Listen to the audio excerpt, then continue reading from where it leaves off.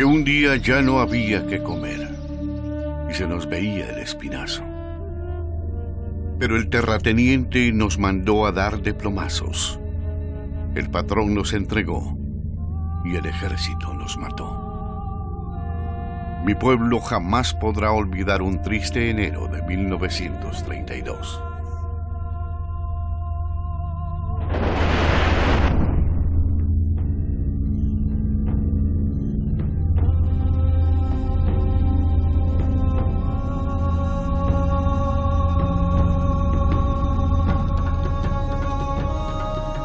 El 22 de enero de 1932, miles de campesinos en la zona occidental de El Salvador se alzan en rebelión contra el régimen.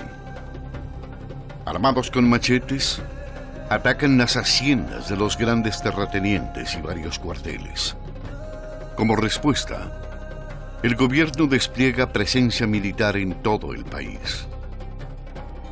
Los hechos desarrollados durante estos días desembocaron en una terrible matanza, conocida hoy en día como la Revolución del 32 o la insurrección indígena.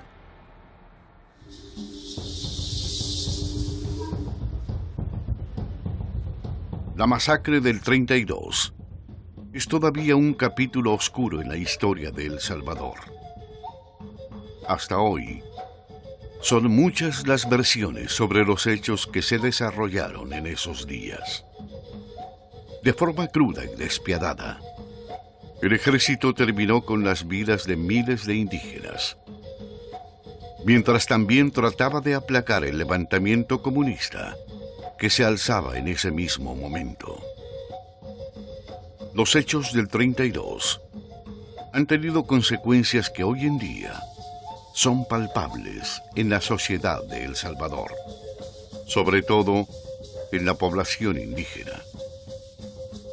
Diversas voces de la historia coinciden en que sentimientos como el miedo, el rechazo o la vergüenza por sus raíces son el fruto de esa semilla sembrada con odio en 1932.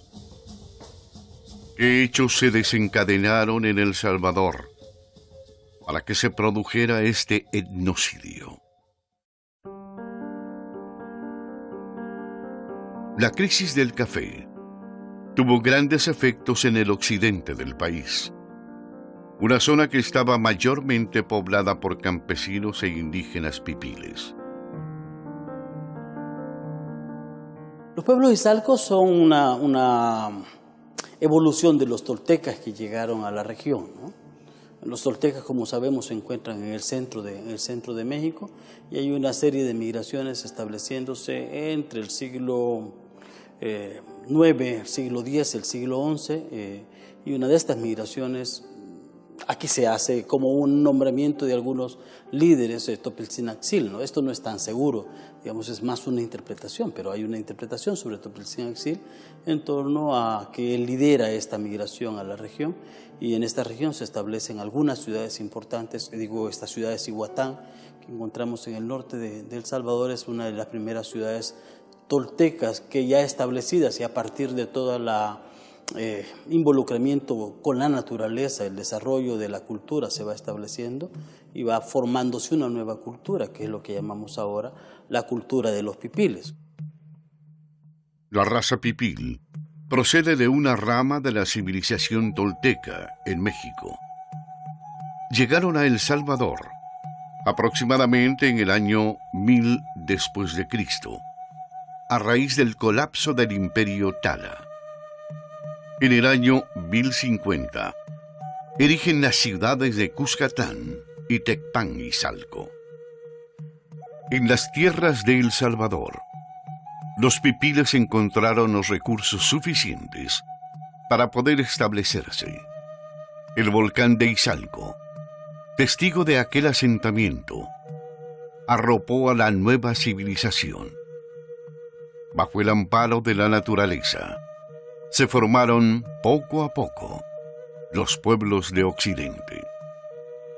como sabemos, todo el entorno de la naturaleza influye en el desarrollo de la cultura, tanto en la manera de vestirse, en la manera de cocinar, en la manera de construir sus viviendas.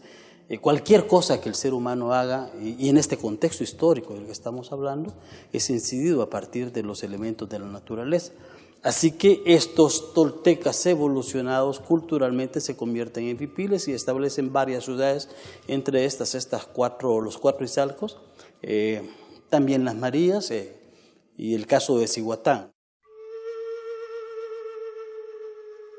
Los cuscatlecos, los Izalcos, los nonualcos y los mazahuas se instalaron en el occidente de El Salvador. El dios Tlaloc, el cultivo del cacao, el culto a la naturaleza. Los pipiles aportaron una gran riqueza cultural al país. La llegada de los españoles abriría una brecha irreversible en la población. El establecimiento de una nueva religión, hoy, en este momento, en el siglo XXI, pensando que llega alguien, por ejemplo, y nos dice, ahora vas a tener una nueva religión, y supongamos que esta nueva religión llegara como un ejemplo tonto de los extraterrestres que nos indican que nosotros debemos tener una nueva religión y entonces adorar a un cierto Dios del que ni conocemos ni hemos escuchado antes, y uno puede pensar esto ahora, 5 siglos atrás, con respecto a los pueblos indígenas, en la medida que estos tenían unos dioses, como el dios de la lluvia, por ejemplo, Tlaloc, que el mes de mayo comenzaba a aparecer y además mojaba y además fertilizaba la tierra y era un dios vivo, un dios que podía ver, un dios con el que se podía bañar, pero además un dios que le daba la vida, que daba la fertilidad a la tierra. Y de repente tiene que pensar en un nuevo dios, que es un dios al que no puede ver, al que, de acuerdo a algunos religiosos, ni siquiera puede imaginarse.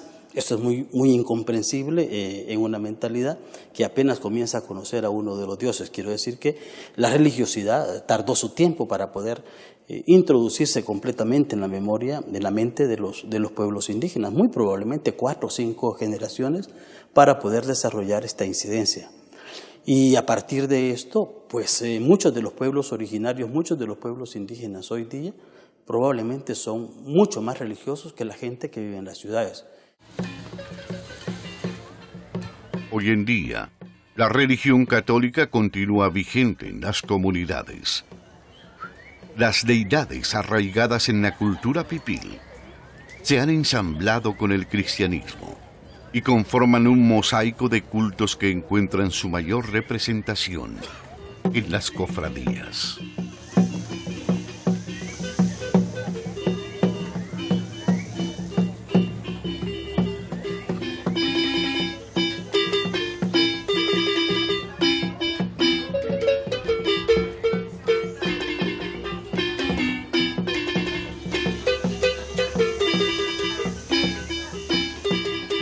La corporación indígena como más fuerte hoy en día, o la asociación indígena como más fuerte, son las cofradías, ¿verdad? Las cofradías mantienen esa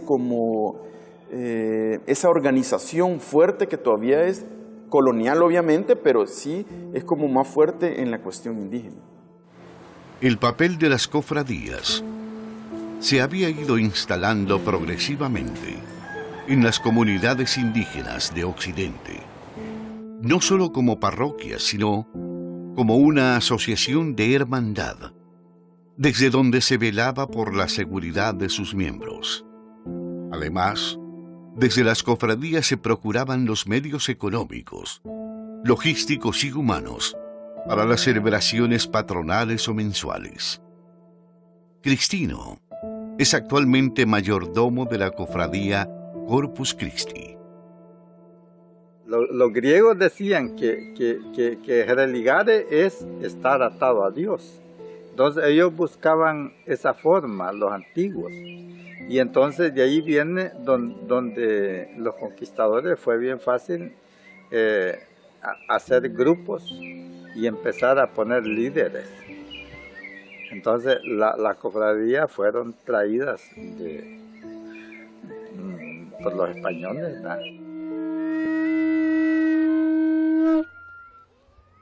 ¿no?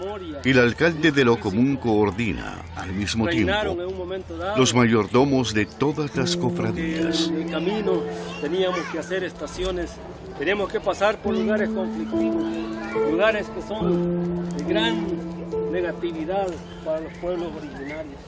Y salimos con bien, salimos con sacrificio. Hay gente de valor y formador en el camino que tiene malos pensamientos.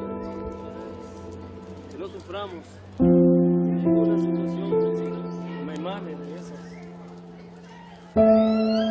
esas calumnias que pasaron, toda esa energía negativa que nos han provocado.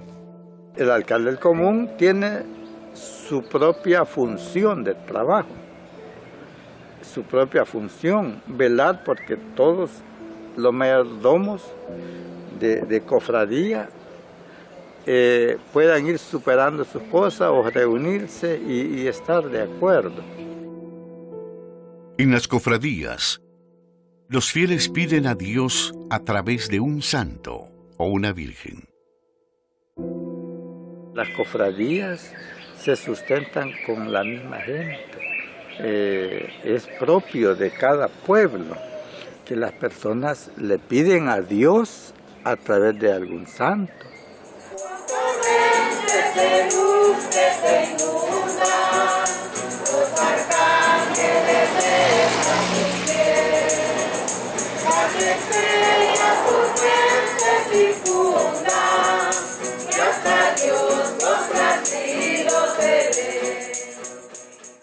Fíjate que hay una de las contradicciones, por ejemplo, de las comunidades indígenas hoy en día en una de las poblaciones de Sonsonate, en donde se tiene esta imagen de los santos populares. Los santos populares son estos santos que no son obviamente dados por la Iglesia Católica, sino que son santos, o sea, que la población los tiene como tal. Entonces hay una gama de santos populares que sirven para, unos que sirven para la cosecha, otros para ayudarte para el amor, otros que te van a traer una casa, otros que eso, bueno, se ve en Latinoamérica y es una conjunción de elementos indígenas, elementos del catolicismo, elementos obviamente de lo africano que confluyen ahí, pero haciendo una investigación en uno de estos municipios de Sonsonate, veíamos que había un personaje interesante dentro de esos santos populares.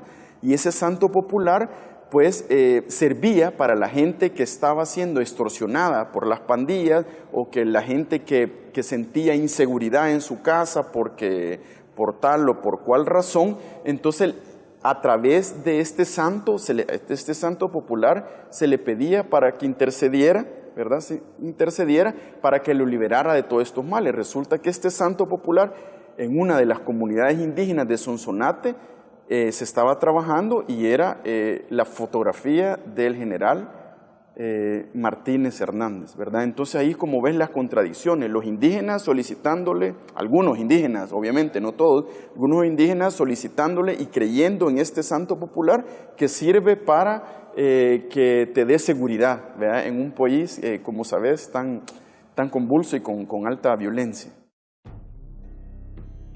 Con la aparición del producto estrella de la época, el café, los indígenas pipiles dejan de cultivar cacao. El sistema comienza a imponerse sobre los campesinos y durante las 3 primeras décadas del siglo XX, la economía del país comienza a girar en torno a la producción cafetalera. Cuando descubrieron que el añil era un gran producto de exportación, mandaron a los campesinos a vivir allá a los volcanes, arriba de los volcanes, donde no se daba el añil, porque las tierras del añil iban a ser ocupadas por los empresarios agrícolas. Cuando se acabó el negocio del añil con la llegada de los tintes sintéticos, descubrieron que el café iba a ser nuestro gran producto. ¿Y el café se da dónde? En los volcanes. Entonces les dijeron, bájense ahora porque ahora esas tierras las queremos nosotros. Te lo digo porque así funcionaba el país.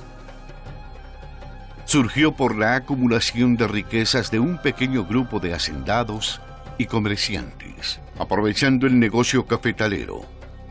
Este grupo acaparó una gran cantidad de terrenos y dio empleo a campesinos, la mayoría de ellos indígenas. El producto del café, que es fundamental para la economía salvadoreña del siglo XIX y el siglo XX, empieza a incidir en la economía. Sin embargo, es cuando todavía el añil era muy fuerte. Es hasta la década de 1870 más o menos en que ya el añil con el café en exportación están un tanto parejos y luego empieza a pasar el café con el añil, ¿verdad?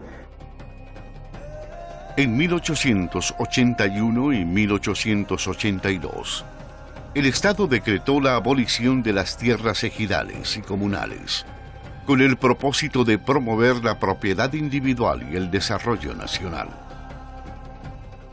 Esa reforma de 1881 de la expropiación de tierra es prácticamente el tiro de gracia para la comunidad indígena. ¿Por qué? Porque empieza a fragmentar a la comunidad. O sea, todos esos espacios que se utilizaban y que eran importantes para la comunidad, para ir de un pueblo a otro en una especie de migración religiosa o esto y lo otro, pues se fragmenta, ¿verdad? La élite colonial que venía todavía en algunos momentos, en 1850 con el añil, ¿verdad? Si no da el giro hacia el café con las nuevas élites, pues se queda relegada. Entonces, hoy las nuevas élites son élites cafetaleras y lo que se vuelve esta comunidad indígena, en lugar de ser los productores de esa tierra, lo que se vuelve son en personas que trabajan para los nuevos dueños de las tierras, que son en este caso los cafetaleros, ¿verdad? Lo que pasa en las zonas cafetaleras de Occidente es que todo era ajeno. Esas tierras habían sido privatizadas en el siglo anterior. El empleo que habían brindado los hacendados a los campesinos fue transformándose en una progresiva explotación. Bueno, los pueblos indígenas han sido siempre vistos de forma despectiva y como ciudadanos de segunda o de tercera categoría en el país. A finales de 1930, la paga en las haciendas consistía en 2 tortillas y 2 cucharadas de frijoles al inicio y final de la jornada.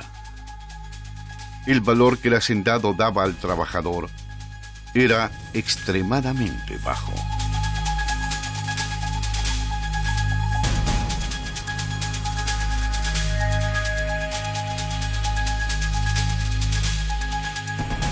La crisis mundial de 1929 tiene un efecto devastador en El Salvador, especialmente en el occidente del país.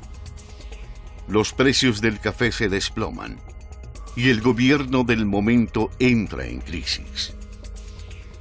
Los hechos de 1932 tienen que ver, obviamente, con la crisis del 29, ¿verdad? Pero viene probablemente desde finales del siglo XIX, con estas reformas de los liberales en la cual expropian las tierras y empiezan a hacer otro tipo de leyes que van en detrimento de la comunidad indígena. ¿Qué pasa si no hay venta de café? Si no hay venta de café, lo que sucede es que tampoco vale la pena colectar el café porque el café tiene tan poco precio que es mucho más barato dejarlo que se pierda que pagar por la recolección. El café llegó a valer 50 colones el saco. Era más barato dejar perder el café que cortarlo, porque el precio de venta era inferior al costo de producción del café.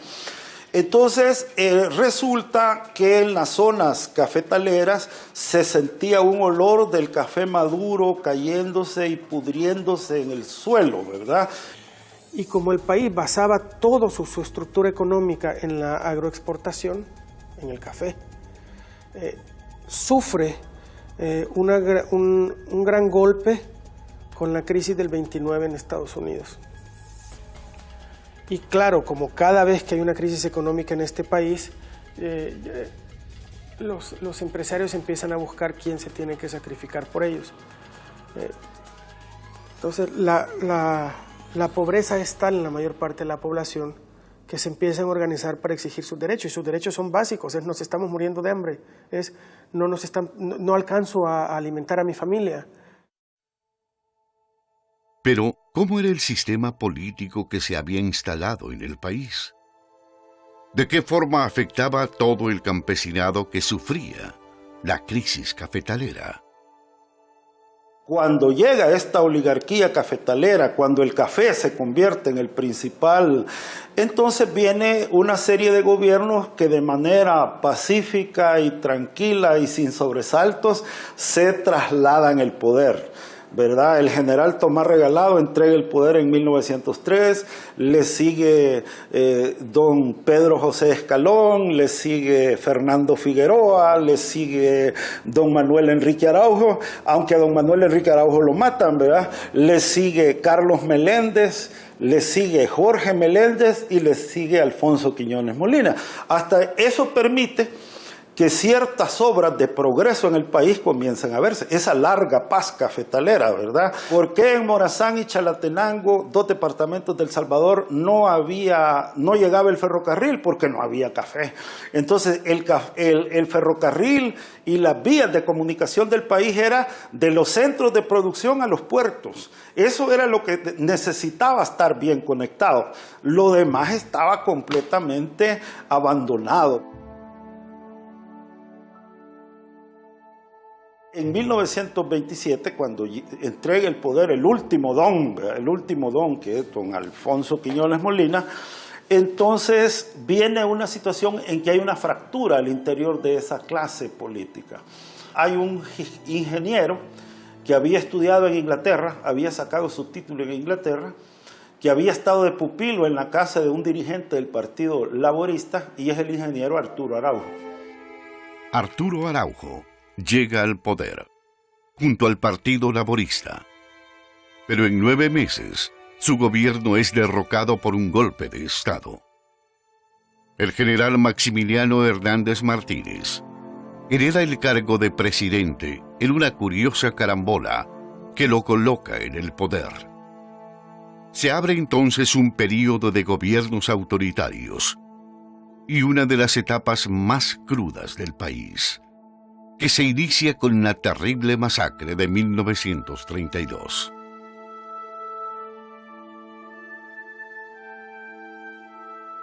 Ya ha habido un golpe de Estado, que es un golpe de Estado muy particular, porque el general Martínez lo que hace es inaugurar los regímenes militares. Es decir, antes quienes gobernaban eran los oligarcas. Ahora comienza a gobernar los militares y el general Martínez les demuestra a la oligarquía, pero voy a gobernar para ustedes, ¿no? Y la mejor forma de mostrárselo es: no vamos a dejar que estos pobres se levanten. 30.000 muertos, 30.000 personas asesinadas por el ejército en el 32, que mandó un mensaje muy claro a todos los pobres: dejen de reclamar porque van a acabar muertos, ¿no? Y es que al principio él dio la impresión de que había libertad de organizarse, vio cómo andaban los movimientos de ¿cómo se llaman?, los campesinos, los indígenas, una especie de veranillo democrático en medio de la dictadura, ¿verdad? Para que salgan, ¿verdad? En ese veranillo democrático salen los, ¿cómo se llama?, los opositores y se pueden ver. Hablar de Martínez como presidente también implica hablar de Martínez como una persona, como un sujeto que tiene un origen. Martínez era un hombre de piel oscura, con cabello medio rizado. Además venía de un pueblo que se llama San Matías, muy cerca de Quesaltepeque. No era un ladino. Si uno quisiera definir a Martínez, uno podría definirlo más como un indígena vestido como ladino. Hernández Martínez se impone como el nuevo dictador de El Salvador. Su gobierno se caracteriza por fuertes medidas y leyes extremadamente severas. Sin embargo, establece también una doble política en la que entra en juego el negocio del café. La forma como responde el dictador Martínez y cómo van a responder los coroneles y los generales en el futuro es con una doble política, digamos, para hacerlo caricaturesco. Por un lado, zanahoria, y por otro lado, balas, ¿verdad? Cuando los precios del café son buenos, entonces hay mucho que repartir. Cuando los precios del café y la economía andan mal, y la gente comienza ¿cómo se llama?, a protestar, hay balas y garrotazos a diestra y siniestra. La figura de Martínez inicia un período de gobiernos autoritarios. todos ellos controlados por la Fuerza Armada y apoyados por los terratenientes cafetaleros. Un año antes de la llegada de Hernández Martínez al poder, el Partido Comunista comienza a ganar fuerza en el plano político. El comunismo nace de un eje universitario urbano que bebe de la ideología marxista y que nace como una alternativa de cambio. En las elecciones de 1931, los comunistas, encabezados por Farabundo Martí, presentan sus candidatos a las elecciones. Para enero de 1932, de las elecciones, el Partido Comunista gana muchísimas alcaldías, no tanto como uno pudiera pensar, pero 25-30% de las municipalidades son ganadas por el Partido Comunista. Hay una fuerza que está latente. Los campesinos están con muchísima hambre y sienten que es imposible poder sobrevivir si no tienen la tierra. Sin embargo, esas victorias en las alcaldías nunca consiguen ver la luz. El Partido Comunista acusa de fraude al gobierno de Martínez, mientras el comunismo nace por una necesidad de cambio político. Amparada por organizaciones como el Socorro Rojo Internacional, en el campo se cuece una revuelta más visceral, empujada por el hambre y la necesidad de supervivencia. A lo largo de la historia, una de las grandes cuestiones sin resolver es si estos dos movimientos unieron sus fuerzas en algún momento del levantamiento, o si, como defienden algunas voces, se trataba de corrientes diversas. 22 de enero de 1932, los campesinos ya han tomado una decisión, mientras los comunistas están pensando hacer un golpe de Estado en San Salvador para poder recuperar un poco el poder que antes había sido quitado a partir de un golpe de Estado a Arturo Araujo. Tenemos entonces dos movimientos, como dos pistones que están moviéndose a la par, un movimiento que es el movimiento de la gente urbana liderada por Farabundo Martí, Abel Cuenca, David Luna, Mario Zapata, que son estudiantes en la Universidad de El Salvador, y por el otro lado tenemos un movimiento indígena, campesino, que tiene mucha hambre, que está liderado por Feliciano Ama, Francisco Sánchez. Como vemos, son dos movimientos distintos, pero estos dos movimientos distintos, a pesar de ser tan distintos, tienen un punto de convergencia y es la lucha contra el poder establecido. Feliciano Ama fue una de las figuras más importantes del levantamiento campesino de 1932. Ama dirigió la insurrección en Izalco y es considerado uno de los caciques más importantes de la etnia pipil. Cristino es nieto de Feliciano, quien en su día también ocupó el cargo de mayordomo. Todo lo que dicen que él se preparó como que si era guerrillero, mentira. Que si él era comunismo, él no ni sabían qué era. El 22 de enero de 1932, miles de campesinos en la zona occidental del país se alzan en rebelión contra el régimen. Armados con machetes, atacan las haciendas de varios terratenientes y cuarteles. Consiguen el control de algunas poblaciones como Huayúa, Nahuizalco, Izalco y Tacuba. Otros cuarteles, como los de Aguachapán, Santa Tecla y Sonsonate, resisten el ataque y se mantienen al servicio del gobierno nacional. La semana del 22 de enero de 1932, desde el 18 de enero, ya se sabía que algo iba a suceder en el país, ya había indicios, ya es seguro que ya el gobierno y el Estado tenía información. De hecho, la captura de Farabundo se da previo al 22 de enero de 1932, ya se tenía totalmente la información. En San Salvador el movimiento había sido casi neutralizado, casi de inmediato. El mayor movimiento lo tenemos en el territorio del occidente del país. Los campesinos han establecido una forma de organización que permite la comunicación de forma inmediata entre Tacuba, que es el final del occidente del país, y Jayaque, que es casi llegando a San Salvador. Según las creencias pipiles, la lava de los volcanes simboliza la furia de la raza. El volcán Izalco, llamado el Faro del Pacífico, entró en erupción junto a varios volcanes en Guatemala el mismo día del levantamiento. Según las descripciones de Anderson en su libro El Salvador, 1932, parecía que la naturaleza hubiera enloquecido.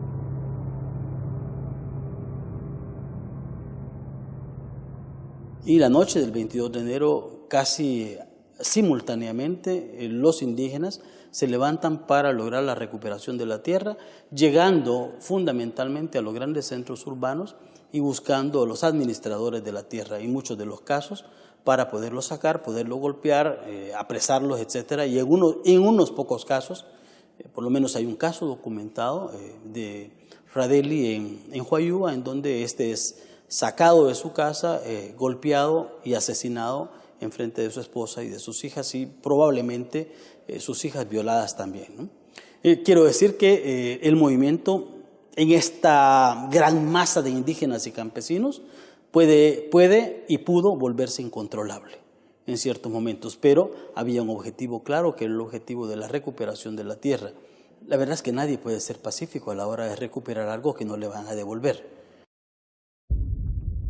El 23 de enero de 1932, el gobierno de Martínez organiza un despliegue militar. La rebelión debe ser sofocada. De forma paralela, los comunistas organizaban su propio alzamiento. A pesar de que el líder del PCS, Farabundo Martí, y los dirigentes de las agrupaciones de estudiantes fueron arrestados, la insurrección siguió adelante. Las Fuerzas Armadas respondieron de igual forma a los dos levantamientos.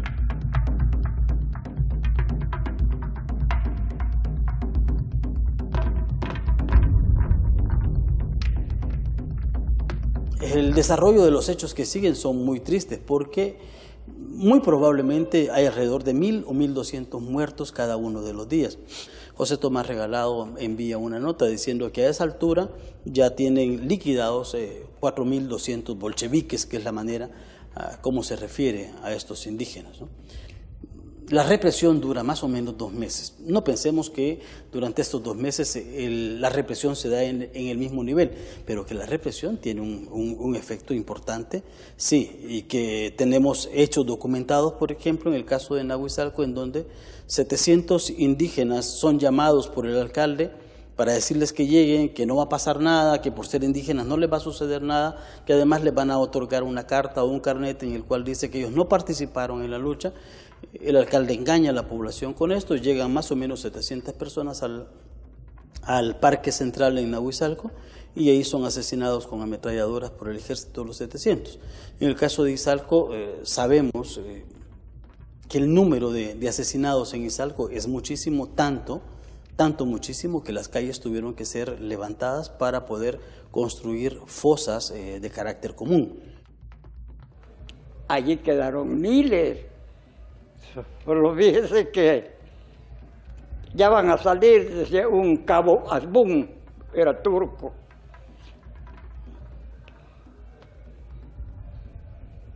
Ya van a salir. Los ponían así en fila. Después de cavar, pusieron las ametralladoras. Y montones caían ahí. Allí están enterrados, ahí enfrente del campanario. Eso fue terrible, porque nosotros no conocíamos de política, de nada. Hay unos que se mataron, no esperaron que los mataran ellos. Porque habían unos que se iban a esconder, se metían en unos hoyos. Como entonces en los cafetales de que habían hoyos, ahí se metían y se echaban basura y pasaban las tropas ¿verdad? Y no los hallaban. Y por todo eso, por todas las montañas se iban a esconder, ¿verdad? Y así como quedaron varios. Ahí decía él de que traían a la gente, la ponían a cavar su propia tumba, hacían grandes zanjos y cuando ya tenían una profundidad más o menos adecuada, los ponían en línea a la orilla, ¿verdad? Y detrás de ellos una ametralladora y por eso le digo, hay algunos que vivos se han de haber ido, pues porque es posible que no les pegó un balazo, pero el de la par se lo llevó adentro y como donde caían, a traer a otro grupo, a echarle un poquito de tierra y de ahí les tocaba a ellos también.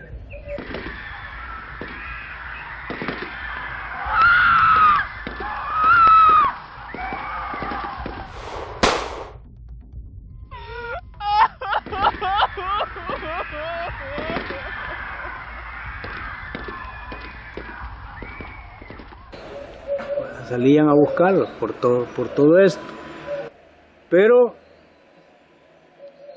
se da el caso de que aquí lo mismo, con nombres y apellidos, sabemos de las familias que se lucraron, aprovecharon la oportunidad, apoyados a porque tenían sus billetillos, que manejaban sus riquezas, y eran gente respetada,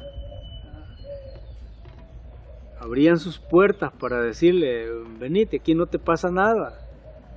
Y ahí juntaban a los grupos. Cuando ya tenían a esa gente allí, mira, tenés que entregar las escrituras. Y entregaban las escrituras de sus terrenos a cambio de que había perdón de la vida. Pero ¿qué pasaba? Cuando ya ellos entregaban sus papeles, ellos mismos llamaban, aquí hay un gran puño de comunistas, vengan a traerlos, a meterlos de nuevo también. De esa forma les quitaron las tierras, que no eran grandes cantidades tampoco, porque el despojo grande ya se había dado más antes. El gobierno de Martínez, liderado por José Tomás Calderón, acusó de culpables a todo aquel que llevara machete o que vistiera traje indígena. Se produjeron fusilamientos a pesar de que muchos de los campesinos probaron que no tenían participación en la insurrección. Aquí hay muchas versiones por lo cual se cometió ese crimen, porque la realidad pues difícilmente se la voy a poder expresar, pero más sin embargo lo que nosotros sabemos es que el general Martínez había llegado a la presidencia por un golpe de Estado y que el gobierno de Estados Unidos no lo reconocía. Entonces toma la decisión a venir a asesinar a este pueblo, ¿verdad?, para convencer al gobierno de Estados Unidos y le dice, hemos detenido el comunismo. El gobierno de Martínez no era bien visto en Estados Unidos porque él se metió en golpe. Y para quedar bien siempre con el gobierno de Estados Unidos y con los ladinos ya venía él queriendo trabajar. Entonces, para él ser bien visto, se inventa a esa revuelta con los indígenas. Estos indígenas no estaban armados, ¿cómo se llama? Estaban armados con palos, con machetes, no tenían, cuando uno ve a los revolucionarios mexicanos, Zapata y Pancho Villa, uno los ve con armas, ¿verdad?, ametralladoras, o sea, uno los ve, pero los indígenas salvadoreños estaban mal armados como para enfrentar una guerra civil o una insurrección, estaban realmente mal armados. A pesar de los esfuerzos por aproximarse a una cifra de fallecidos, no pudo asegurarse un número en concreto. Varios historiadores coinciden en que murieron alrededor de 25.000 personas. Feliciano Ama, líder del levantamiento campesino, fue linchado y su cadáver fue colgado en la plaza pública. ¿Cuánta gente murió? No tenemos ni idea. El número de muertos entre el 23 de enero y febrero de 1932 podría llegar, de acuerdo a algunos, que en mi juicio es un poquito exagerado, hasta 30.000. Pero yo concordaría muchísimo con una cifra de 20.000, que es muy posible de que eso haya sido hecho, siendo que los primeros 4 días teníamos 4.200. ¿Cómo saber la cifra exacta? No hay manera. Si la cifra exacta es imposible de hacer, en la medida que los pueblos indígenas tuvieron que transformarse y mimetizarse entre la población ladina, entre la población más mestiza, para no ser tildados como indígenas. El último censo de población que se hizo en 1931, antes del 32, estaba hablando de las comunidades indígenas o de la población de estos lugares donde hubo levantamiento, y no había tanta persona, ¿me entiendes? O sea, que hay que jugar un poco con los censos, hay que jugar un poco hasta con las estrategias de guerra que tenía el ejército salvadoreño. O sea, 30.000 personas, yo no digo que no pasó, ¿verdad? Obviamente, pero 30.000 personas para algunos investigadores parece ser que es un dato demasiado alto, ¿verdad? Demasiado alto.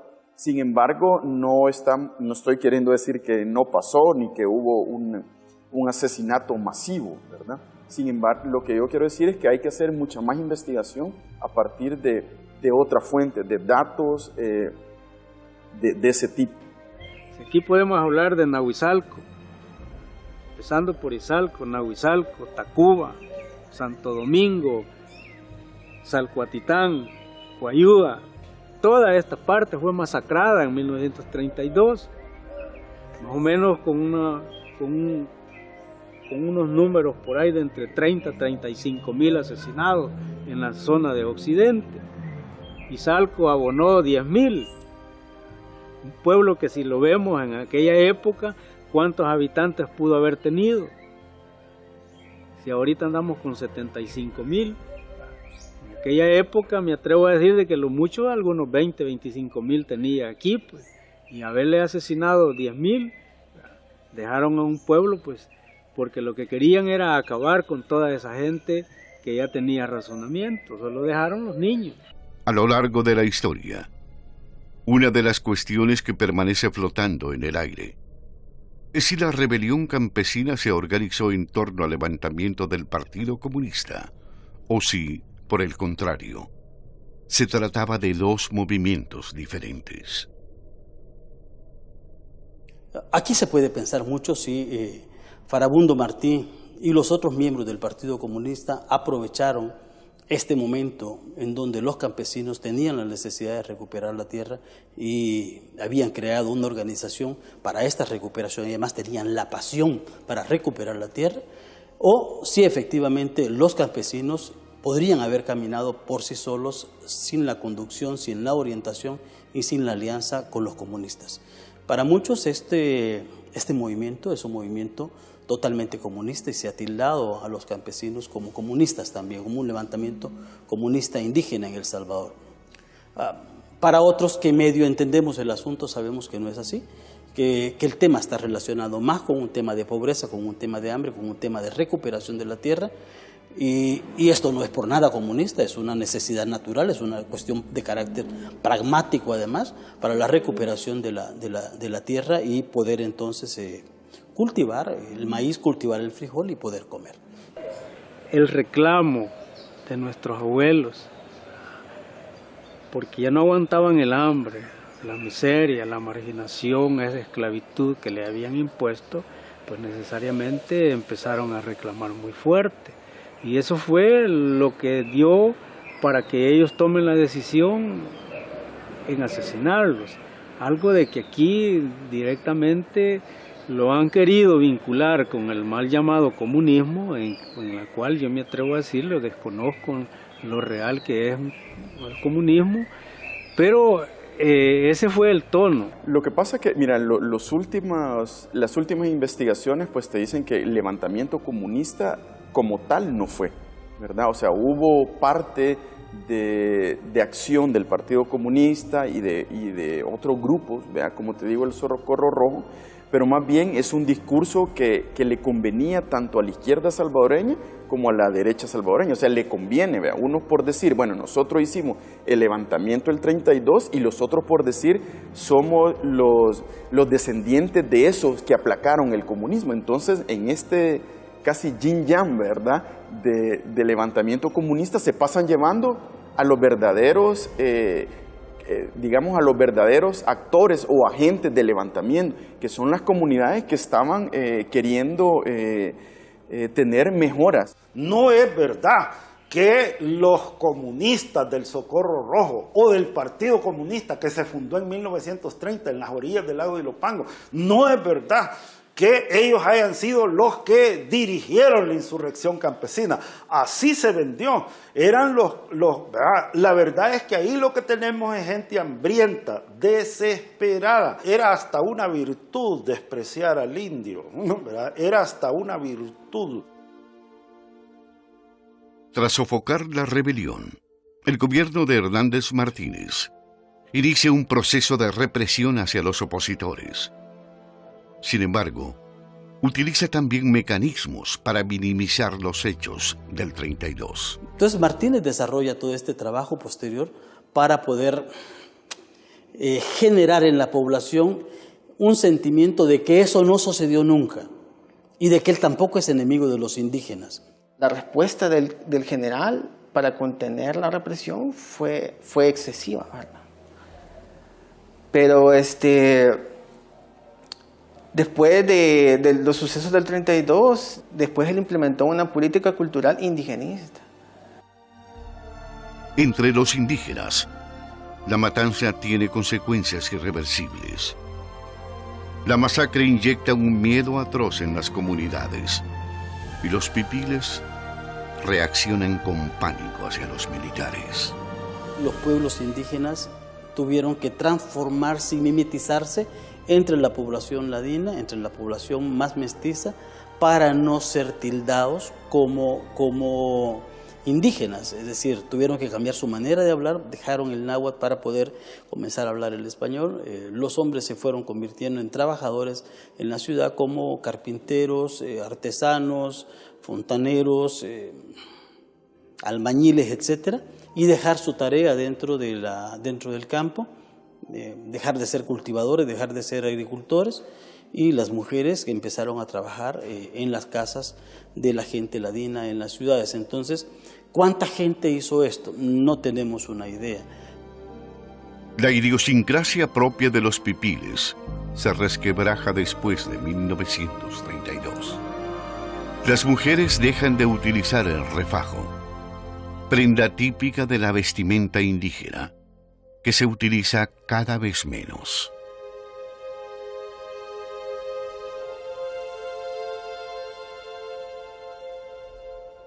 Como no, ya no los puse yo, ya no quisieron ponerse fajo. Primero les quitaron el derecho de ser dueño de las tierras, y lo segundo es acabar con su forma de cultura. El exterminio de 1932 trajo consigo la pérdida casi total de la lengua náhuatl. Hoy en día es muy difícil recuperar una lengua que apenas es hablada en el país. Sin embargo, se está dando una voluntad de recuperarla como la riqueza cultural que supone. Raúl aprendió náhuatl siendo adulto y en la actualidad enseña el idioma en Izalco. Bueno, la fecha más marcada y que la mayoría lo sabe es la 1932. En enero, el 22 de enero, pues es la fecha que marca bien radicalmente el momento en que desaparece el náhuatl acá en Izalco. Desde entonces los estados, tanto el estado nacional como las municipalidades, no le han puesto interés alguno en recuperarlo. Somos los mismos habitantes de la comunidad los que nos preocupamos por ello. Todavía hay hablantes.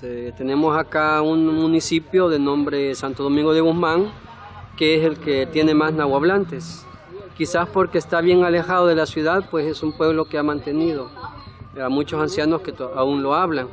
Ya acá, en el caso de nuestra ciudad, como estamos bien inmediatos pues, a lo que son casco urbano, a la capital, a la cabecera departamental, entonces fácilmente el modernismo se ha empoderado pues, de los jóvenes que ya no quieren utilizar el idioma. Para nosotros la lengua es algo importantísimo. El gobierno ha empezado, ¿verdad?, que en las escuelas se empiece a impartir el idioma náhuatl. Pero ¿qué es lo que pasa? Lo están dando a su manera, no como en realidad es. Pero el náhuatl no, lo aprendemos de corazón para no olvidar a nuestros abuelos y abuelas que en algún momento pues también se enfrentaron, lucharon porque no desapareciera toda nuestra identidad. En los últimos años, se ha tratado de implementar el respeto y reconocimiento por las comunidades indígenas en El Salvador. La Alcaldía del Común coordina las distintas comunidades indígenas. Rafael, alcalde del Común, asegura que todavía hay mucho trabajo por hacer. La Alcaldía del Común está legalmente constituida desde 1549, perdón.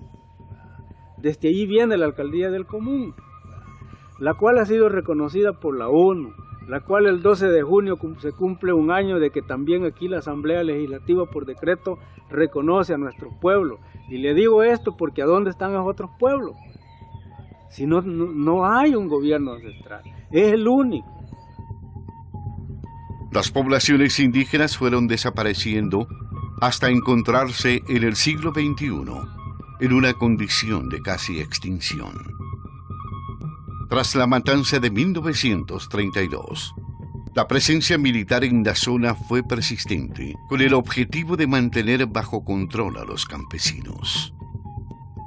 Hasta 1960, no se desclasificaron los primeros documentos, con los que salieron a la luz detalles sobre los levantamientos y arrestos que habían permanecido en la penumbra hasta la fecha.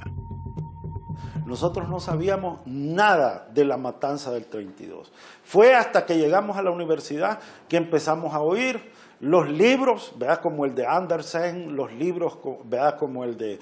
que empezamos a saber de la matanza del 32. Los poetas como Roque Dalton, que empezaron a hablar de la matanza del 32 y otros intelectuales. Por otro lado, había una represión hacia lo indígena. Los maestros hacían que los estudiantes dejaran de vestirse como indios. Se burlaban por vestirse como indios. Era prohibido escuchar a los indios hablando en su lenguaje, en su idioma. El 12 de octubre de 2010, Día de la Raza. En el primer Congreso de los Pueblos Indígenas, el presidente Mauricio Funes pidió perdón a las comunidades salvadoreñas por los brutales hechos de persecución y exterminio durante los gobiernos de antaño.